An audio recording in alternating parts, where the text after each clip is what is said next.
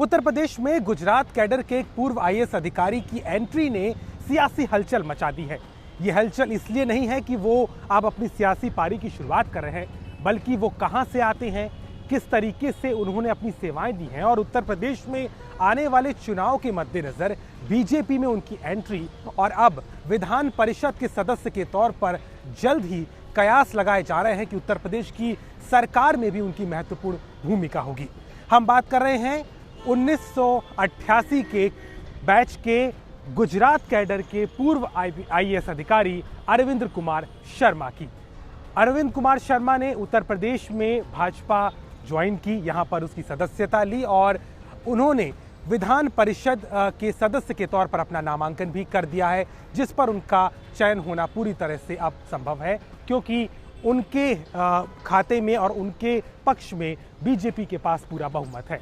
हम आपको बताते हैं कि अरविंद कुमार शर्मा आखिर है कौन। जैसा कि हमने आपको बताया कि 1988 बैच के ये आईएएस अधिकारी हैं और उन खास तौर पर 1989 में ये पहली बार गुजरात में एसडीएम बनाए गए थे एक जगह के। इसके बाद वो डीएम पद पे भी तैनात रहे। 1995 में उनको मेहसाणा के कमिश्नर के तौर पर नियुक्ति मिली और लगातार वो अपनी सेवाएं देते रहे। लेकिन खास तौर पर पहचान अरविंद कुमार शर्मा ने साल 2001 से 2013 तक गुजरात की मोदी सरकार में विभिन्न पदों पर अपनी सेवाएं देकर प्राप्त की है। खास तौर पर 2013 में उन्हें पदोन्नति करके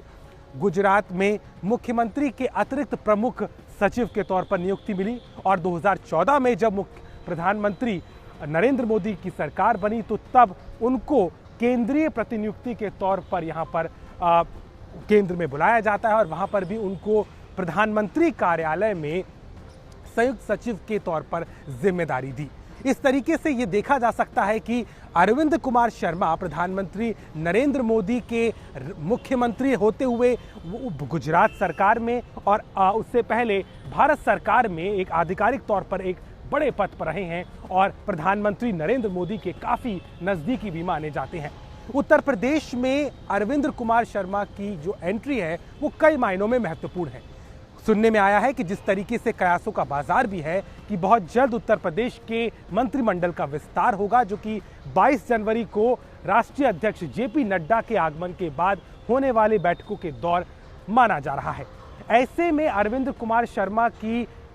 उत्तर प्रदेश के मंत्रिमंडल के लिहाज पर भी एक महत्वपूर्ण भूमिका हो सकती है। कयास तो यहां तक लगाए जा रहे हैं कि अरविंद कुमार शर्मा को उत्तर प्रदेश के उप मुख्यमंत्री के पद से नवाजा जा सकता है या फिर गृह या कार्मिक जैसे महत्वपूर्ण विभाग की जिम्मेदारी उन्हें दी जा सकती है। हालांकि बीजेपी आलाकमान और पार्टी की तरफ से अभी तक इस बारे में कुछ भी साफ तौर पर नहीं कहा गया है, लेकिन जिस तरीके से अरविंद कुमार शर्मा की उत्तर प्रदेश की सियासत में एंट्री हुई है उसमें कोई दो राय नहीं है कि उनका पद सरकार में होगा और वो भी बहुत महत्वपूर्ण तरीके से सरकार के आखिरी साल को कहीं ना कहीं दुरुस्त करने की कोशिश करेंगे। लंबे समय से कुछ मुख्यमंत्री के सामने ये एक कुछ समस्याएं या कह सकते हैं एक रिपोर्ट कार्ड भी बन रहा है। कौन से ऐसे मंत्री हैं जिनका कार्य कैसा रहा, उसके आधार पर उम्मीद की जा रही है कि आने वाले समय में जब उत्तर प्रदेश में मंत्रिमंडल का विस्तार होगा तो कई मंत्री बदले जाएंगे, कुछ की पदोन्नति होगी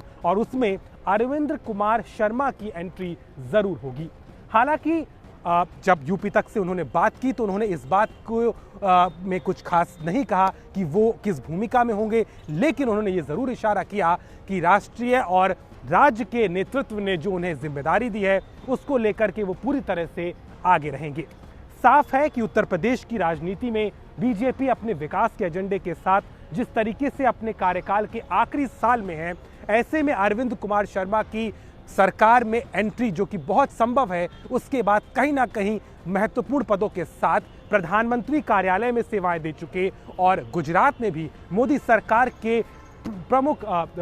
सचिवों में से रहे अरविंद कुमार शर्मा की अब उत्तर प्रदेश के सियासी गलियारों में भी कहीं ना कहीं एक दस्तक दे दी है और ये दस्तक इतनी महत्वपूर्ण होगी कि आने वाले समय में मंत्रिमंडल विस्तार में भी उनकी भूमिका नजर आएगी। लखनऊ से यूपी तक के लिए अभिषेक मिश्रा।